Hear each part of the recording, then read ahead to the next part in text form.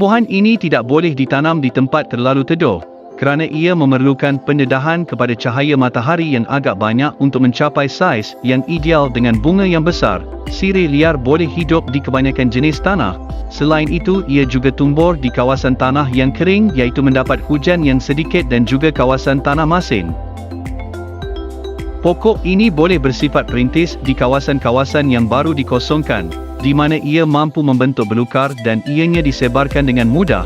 Tumbuhan ini merebak melalui penanaman dan telah menjadi semula jadi di banyak kawasan termasuk Asia Tenggara, Pasifik dan Amerika Utara.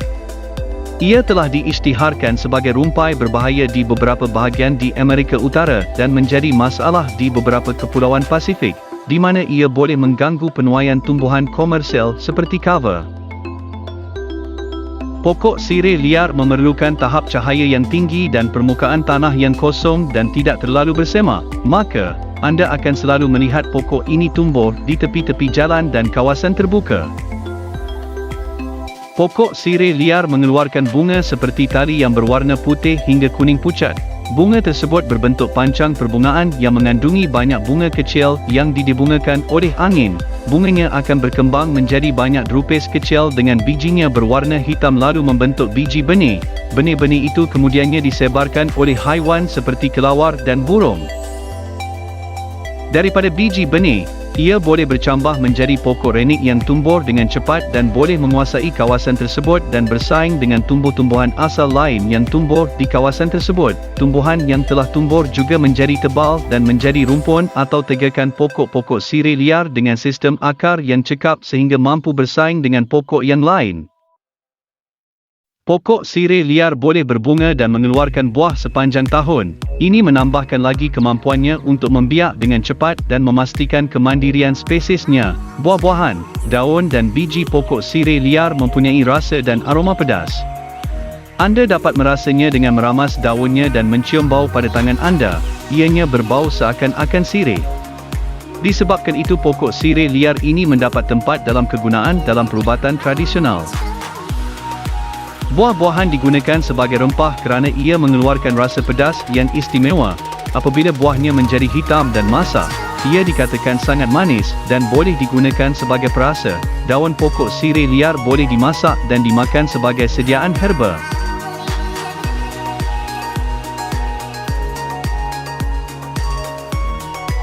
Pokok sirih liar mempunyai sejarah yang panjang dalam penggunaannya sebagai ubat tradisional di Amerika Selatan, di mana ia dihargai terutamanya untuk kemampuan membunuh kuman dan digunakan untuk merawat luka dan lain-lain. Penggunaan ini cepat diterima oleh orang Eropah yang datang dan bahkan pokok sirih liar telah dikekalkan peranannya dalam herba moden. Penyelidikan moden telah mengesahkan kehadiran pelbagai sebatian aktif perubatan dalam pokok sirih liar. Ini termasuklah flavonoid, sesquiterpen, monoterpin, heterokitar, phenylpropanoid, alkaloid, dan benzenoid. Sekumpulan bahan kimia yang dipanggil kromen telah ditemui dalam daun dan dalam minyak patinya. Kromen telah dibuktikan mempunyai kesan membunuh sel-sel kanser dan membunuh kuman bakteria.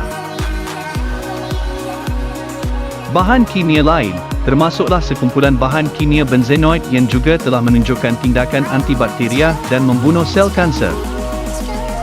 Daun sirih liar telah menunjukkan tindakan antimikrob dengan spektrum yang luas. Ini menjelaskan sejarah panjang penggunaannya untuk pelbagai jangkitan dan penyakit berjangkit.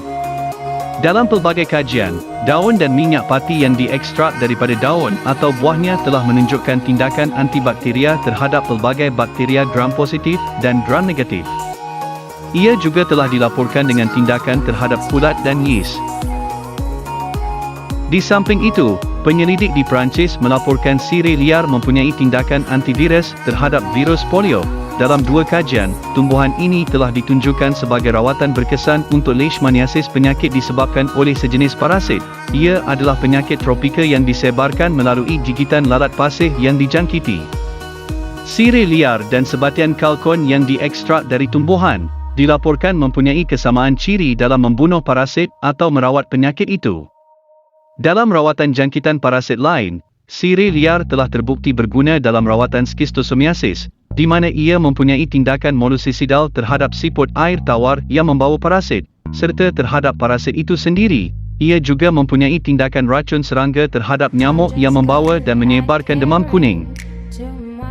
Daunnya adalah bersifat antimikrobial, astringent, karminatif, diuretik, tonik aromatik ringan, perangsang kepada perut, dan stiptik dalaman. Rebusan daunnya digunakan secara meluas sebagai ubat untuk semua jenis gangguan pencernaan termasuk sakit perut, muntah, dispepsia, cirit birit, ulcer gastrik, gas usus dan juga kanser perut.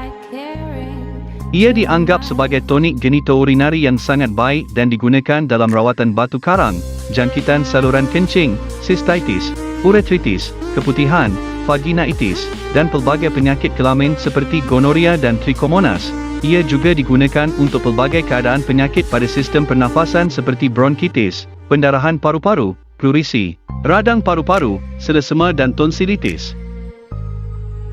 Daun pokok sirih liar adalah penyembuh luka antiseptik yang berkesan. Ia digunakan untuk menghentikan pendarahan, mencegah jangkitan dan mempercepatkan penyembuhan. Daunnya digunakan sama ada dihancurkan atau dijadikan serbuk dan ditaburkan terus ke kawasan yang terjejas, atau rebusan daun digunakan sebagai pencuci kawasan luka. Kadang-kadang daun sirih liar dipanaskan, ditumbuk dan kemudian digunakan sebagai tuam pada tempat luka jangkitan. Manakala, minyak pati dalam daun mengandungi bahan aktif yang dipanggil asarun dan koniol. Ia boleh digunakan sebagai racun serangga dan monoskisidal. Ia juga mengandungi safrol, yang telah berjaya dibuktikan berguna dalam membuat racun serangga, pewangi, sabun dan produk detergen yang kuat. Diharapkan anda belajar sesuatu pada hari ini. Kami di TV Kios sentiasa akan mengajar anda herba baru setiap hari. Pastikan anda subscribe channel TV Kios, supaya tidak ketinggalan herba baru untuk setiap hari. Sekian sahaja dari TV Kios. Terima kasih kerana menonton.